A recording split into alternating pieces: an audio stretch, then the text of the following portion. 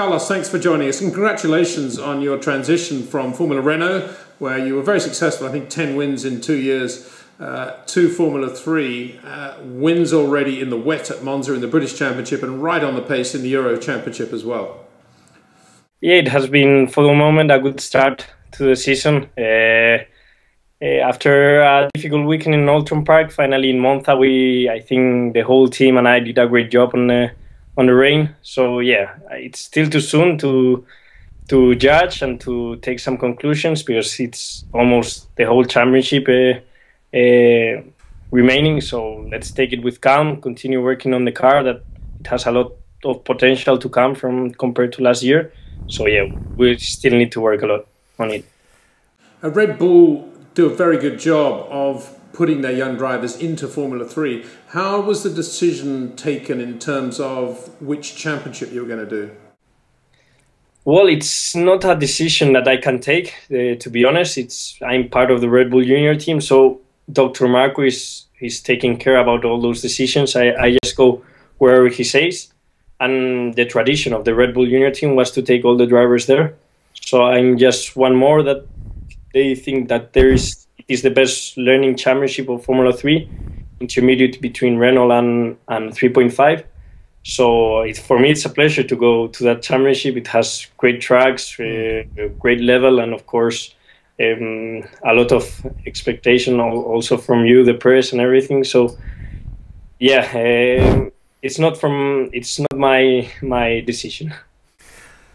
Carlos, tell us a little bit about your early days and how you grew up, obviously with your very successful and famous father, how much you saw of him, how much rallying means to you, and indeed whether rallying ever became something that you seriously thought about. Well, everything started when I was 3 years old. I woke up every morning nearly at 4 o'clock to watch Formula 1 races in Melbourne or places like those. So immediately I thought that Formula 1 was really my passion. So after waiting 7 years playing in the indoor karting, like just playing, I said to my dad, okay, I can't wait anymore. I need to take it more seriously. Please let me try more serious karting races or something. So yeah, then we started in Madrid, Spain, with some cadet races, and then we jumped to KF3, etc. And then here I am. But the rallies, I've always said, is after Formula 1, it's my second best specialty. For me, it's an incredible category of motorsport that you have to be really good to be fast in a rally. So I'm still following it a lot, and I still admire so much guys like Loeb or Ivonen, all those. Well, and your dad, no doubt. Tell me, in reverse, did your dad, when you started to watch Formula 1 avidly and talk about Formula 1 and being a racing driver, as distinct from rally driver, did your father start to watch more Formula 1 on TV and to take more interest in motor racing? To be honest, when I woke up at 4 in the morning, he was already there watching the TV. Of course, he never woke up me like for see them, but he was already there. So in one way, at the beginning, he never tried to push me to race. He preferred, for sure, at the beginning, he preferred me to be a tennis player or something related to sport.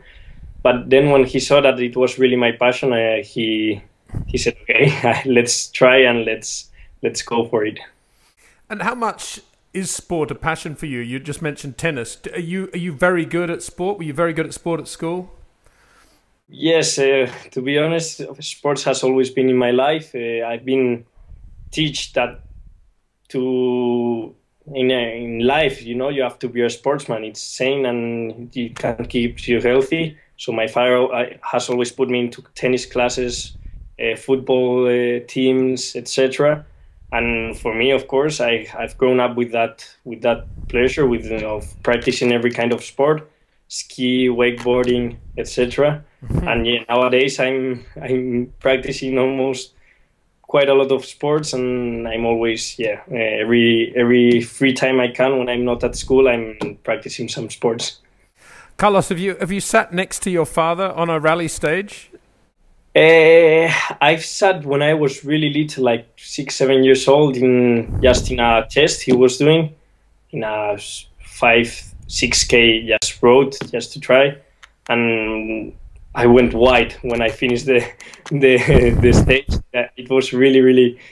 I can still remember some points, and even it's difficult. It was already 11 years ago, and I can still remember how were the corners. So imagine, for me, it was really a big moment.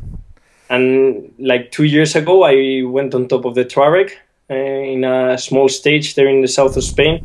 He took me, and it was a different concept, but still to be so fast through the bumps and through huge hills and to pass them flat out, it was really quite impressive, to be honest.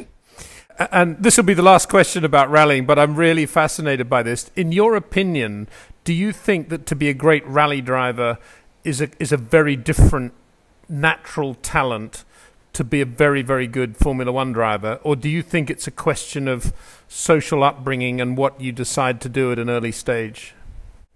Well, I think both motorsport categories have quite a lot of similarities in both. But the main difference is that in one you are racing against the watch, and the other one, apart from racing against the watch in qualifying, you are racing against each other. So there can be some contact. But it's true that when a Formula One driver jumps in a rally car, it's not so fast as maybe when a rally driver, it's jumping up into a Formula One. So, but I think rally has more than driving. Has the co-driver, has the notes, has everything that needs to get used to driving with one beside you and trust fully 100% on what he's saying.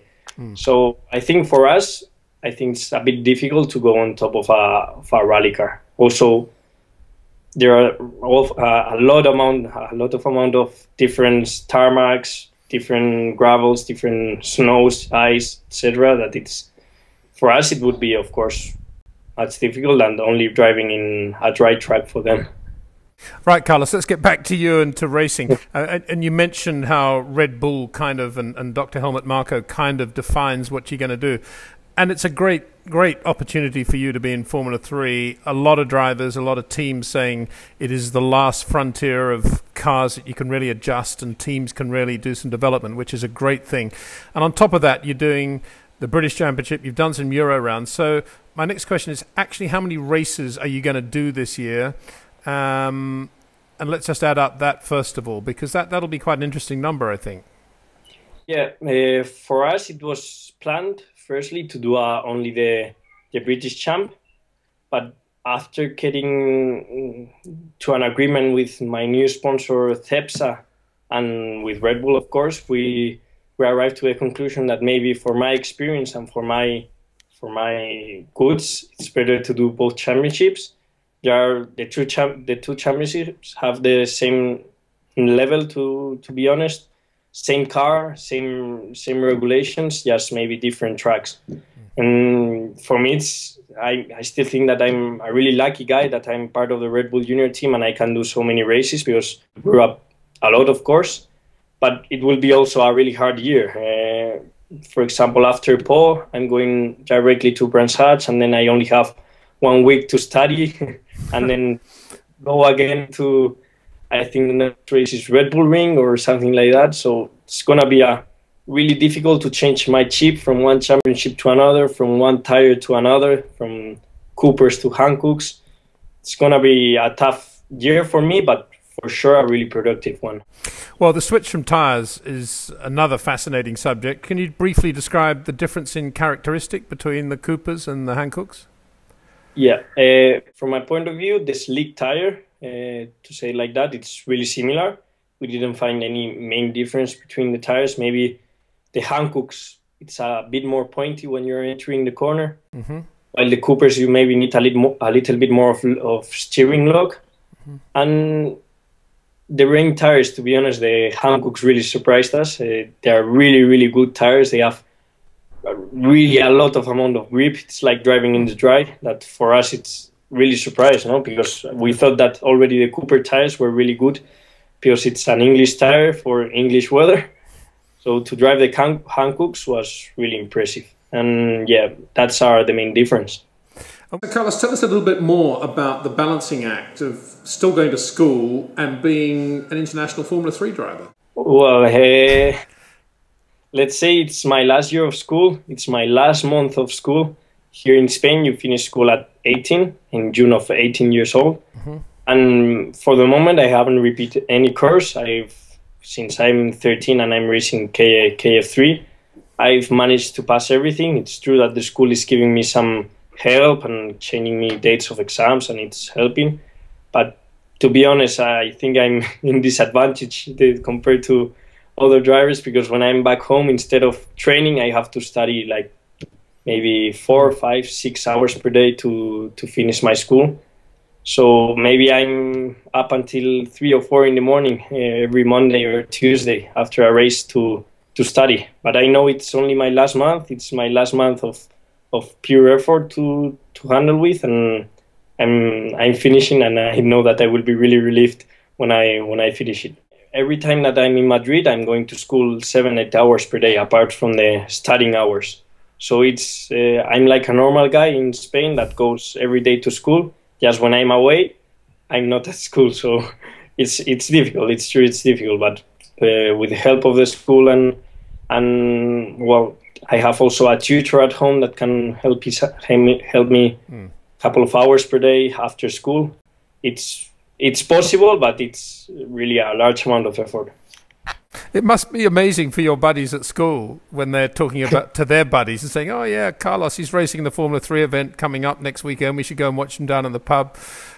What an amazing thing for somebody of your age to be mixing a sport like motor racing with going to school. It doesn't happen that often, and it must be a lot of fun in some ways, you and your buddies. I know Jenson Button had the same thing when he started racing on the international scene so successfully.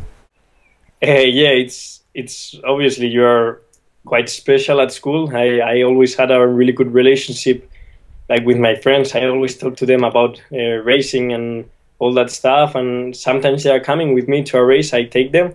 For example, there at Hockenheim, I took one friend with me that had never been in a race, and he enjoyed himself a lot, and we enjoyed ourselves a lot. And yeah, they are following me whenever they can, and it's true that I should be special, but for them, they are like really used to it, and it's already normal for them. They are always asking and having great fun with me when they watch me in a newspaper or something. It's really funny, to be honest. I can imagine. I can imagine what a laugh they have. Crazy, Carlos, watching Formula One for so long as you have already in your life, who are the drivers you most respect and admire, and what teams do you follow? Apart from any Red Bull sponsored team that happens to have Cepsa sponsorship as well, of course. Okay, I'm going to be honest. For me, the actual best driver that there's in the grid is Fernando Alonso. I think that for most of the people it is. We all know that he's really a complete driver, and the experience he has and the natural talent to put a car setup good, it's enormous.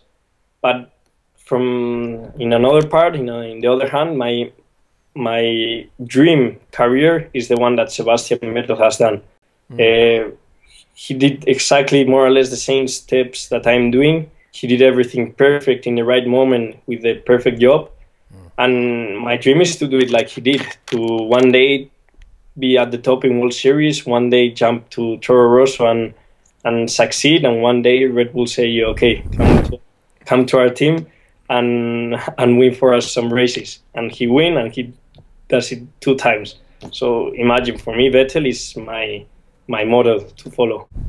Well, you're not doing too badly, bearing in mind you've already won in the wet at Monza. So when your dream starts to come true and you're in the Toro Rosso for maybe it's your first race and it's the Italian Grand Prix at Monza in the wet, you could be in quite good shape. It's a good coincidence, but still too far away. Yeah. Well, Carlos, I won't keep you any longer. Thanks for sharing a little bit of your life with us. Good luck with the studies, and we look forward to catching up with you again very soon. Best of luck. Okay, thank you very much. Pleasure.